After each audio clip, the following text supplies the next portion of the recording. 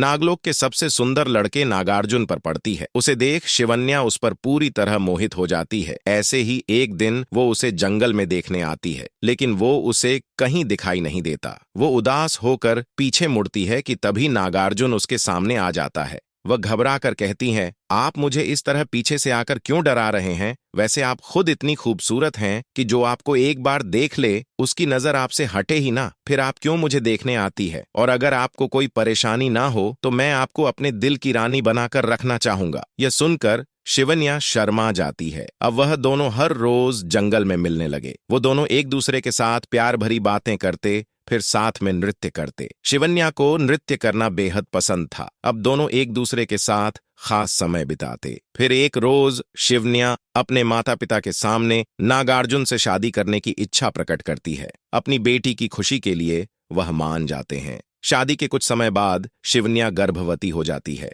यह बात वह जब नागार्जुन को बताती है तो वह भी बहुत खुश होता है। फिर दोनों खुशी के मारे जंग में साथ में नृत्य करने लगते हैं, लेकिन उनके कारणवश उसकी तपस्या भंग हो जाती है। वह गुस्से में कहता है, तुम दोनों ने मेरी तपस्या भंग की है तो सजा भी तुझे ही मिलेगी। बड़ा प्यार है ना? तुझे अपने इस नाग से मेरा श्राप है कि अभी इसके प्राण निकल जाएंगे। और बड़ी खुश है ना? तू अपनी मां बनने से तो ठीक है, मैं तुझे श्राप देता हूं कि तू अपने गर्भ से एक नाग के बच्चे को नहीं बल्कि अपने दुश्मन नेवले के बच्चे को जन्म देगी। यही तेरा दंड है। यह कहकर साधु वहां से चला जाता है। उसके जाते ही नागार्जुन के प्राण निकल जाते हैं। अपनी आंखों के सामने अपने पति के प्राण जाते देख शिवन्या बेहोश हो जाती है, और जब उसकी आंख खुलती है तो वह अपने नागलोक में होती है। तभी उसका दोस्त भुवन वहां आता है। समय बढ़ने के साथ साथ शिवन्या के दिल की धड़कनें भी बढ़ती जा रही थीं। फिर एक समय के बाद वो एक बच्चे को जन्म देती है जो कि नेवले की तरह होता है, लेकिन कहते हैं ना, हर मां के लिए अपना बच्चा अपनी जान से भी ज्यादा प्यारा होता है। फिर एक रोज जब शिवन्या अपने कमरे में नहीं होती तब भुवन की नजर उस बच्चे पर चली जाती है, जिसे देख वो जोर जोर से चिल्लाता है। तभी शिवन्या वहां आती है। तुम यहाँ क्या कर रहे हो? ऐसा कैसे हो सकता है शिवन्या? तुम तो एक नागिन हो, फिर तुम एक नेवले के बच्चे को कैसे जन्म दे सकती हो? फिर शिवन्या उस साधु के श्राप की सारी बात बताती है। एक रोज जब शिवन्या की आंख लग जाती है तो वह बच्चा, जिसका नाम नवलेश होता है, उठकर बाहर घूमने निकल जाता है,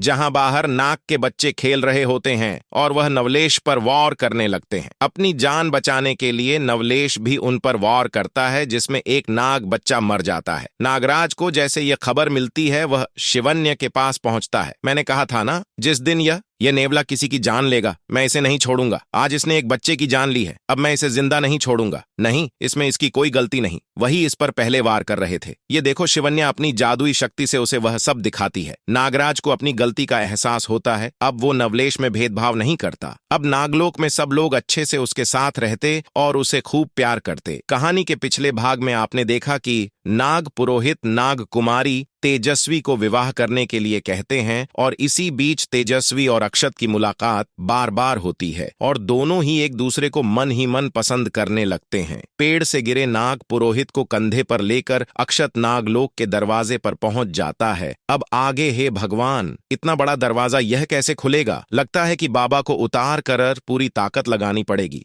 इससे पहले कि अक्षत नाग पुरोहित को कंधे से नीचे उतारता, अचानक नागलोक का दरवाजा अपने आप ही खुल जाता है। अक्षत जैसे ही अपना पैर उस दरवाजे के पार रखता है, तेजस्वी को कुछ अलग सा एहसास होता है। वह फौरन द्वार की तरफ दौड़ती है। तेजस्वी के साथ नागलोक के बाकी नाग नागिन भी मुख्य द्वार के पास आ जाते हैं, लेकिन इस वक्त वह सभी आधे इंसान और आधे नाग के रूप में थे। अक्षत यह नजारा देखकर हक्का बक्का रह जाता है और उसके कंधे पर लेटे नाग पुरोहित नीचे गिर जाते हैं। डर के मारे अक्षत का चेहरा पीला पड़ चुका था। तभी उसके सामने तेजस्वी आती है। इस बार तेजस्वी जानबूझकर अपने असली रूप में आई थी। अरे तुम भी, हे भगवान, ये सब क्या है? देखो, मुझे कुछ मत करना, मैं तो बस इन बाबा की जान बचाने आया था। यहाँ तो मेरी जान को ही लाले पड़ गए। अब डरो मत अक्षत जी, यहाँ आपको कोई कुछ नहीं करेगा। आप मेरे साथ आइए, मैं आपको सब कुछ समझाती हूँ। अरे भाड़ में गया समझना समझाना, मेरी तो बुद्धि ही घन चक्कर हो गई बेटा।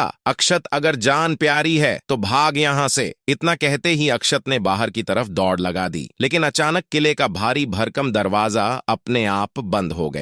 ये दरवाजा नाग पुरोहित ने अपने जादू से बंद किया था। तू तो गया बेटा अक्षत, तेरा दंड आ गया। मम्मी पापा मुझे माफ कर देना, मैंने जितनी गलतियां की हो उन सब के लिए माफ कर देना सोनिया प्रिया। आई एम सॉरी, वो मैंने ही तुम्हारे बालों में चंगम चिपका थी। हरीश भाई मुझे माफ कर देना, तेरी टी शर्ट मैंने ही चुराई थी। ओके ओके, अब मैं मरने के लिए तैयार हूँ। ओके। अक्षत को इतना घबराया हुआ देखकर वहां मौजूद सभी लोग हंसने लगे। आपको कोई नहीं मारेगा, यहाँ इतना डरने की जरूरत नहीं है। नहीं नहीं, मुझे सब पता है, मैंने बहुत सारी फिल्में देखी हैं, मुझे आप सबका पता चल गया ना, तो इसलिए अब आप सब मुझे 10-10 कर मार दोगे। बेटा जी इरादा तो यही था,